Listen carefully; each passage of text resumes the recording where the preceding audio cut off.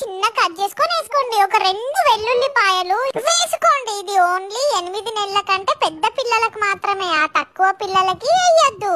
ఇంకా జీలకర్ర వేసుకోండి ఒక చిటికెడు. ఇంకా మీరు ఎన్ని బియ్యం అయితే తీసుకున్నారో దానికి 4 ఇంతల వాటర్ పోసుకొని మంచిగా మెత్తగా ఉగ్గు లెక్క కుక్కర్ లేసి ఉడకబెట్టుకోండి. తర్వాత ఇట్లా స్మాషర్ తోని స్మాష్ చేయండి 8 నెలల ప్లస్ వాళ్ళకి. ఇక లేదు అంటే మొత్తం గ్రైండర్ పట్టండి 6 to 8 months వాళ్ళకి. అగో గంతగానం చేసినవక్క, మీ పొట్టోడు అదంతా తింటాడా అని అంటే అదంతా తినడు. మా మమ్మీ నాకు పెట్టే కాడికి పెట్టి మిగతాది చక్కెర గాని బెల్లం గాని వేసుకొని మా ఇంట్లో తింటారు. ఇక గది అన్నట్టు సంగతి. ఇక మాకు పెట్టే దాంట్లో ఇంతంత నెయ్యి వేసి మంచిగా మెత్తగా ఉగ్గు లెక్క కలిపి ఇక వేడి వేడిగా తినే పెడితే లప్ప లప్ప మంది తింటారు.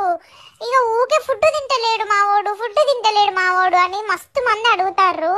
ఇట్లా గోరు వెచ్చగా పెట్టడం అలవాటు చేయండి. అట్లా అని ఉడుకుడుకుదు పెట్టారు, 4 గాలి సావ కొడతారు మిమ్మల్ని అందరి ఇంట్లో. మరి ఇక మీ లడ్డు బాబు మస్తు లడ్డుకున్నాడు, మా పిల్లలు బక్కగా ఉన్నారని ఒక 100,000 మంది మెసేజ్ చేస్తారు. దానికి రీజన్ కావాలి అంటే మా మమ్మీ చెప్తుంది. కానీ మీరు రీజన్ అని కమెంట్ చేయండి. మినిమం ఒక 100 మంది కమెంట్ చేస్తే మేము రీజన్ ఖచ్చితంగా చెప్తాము.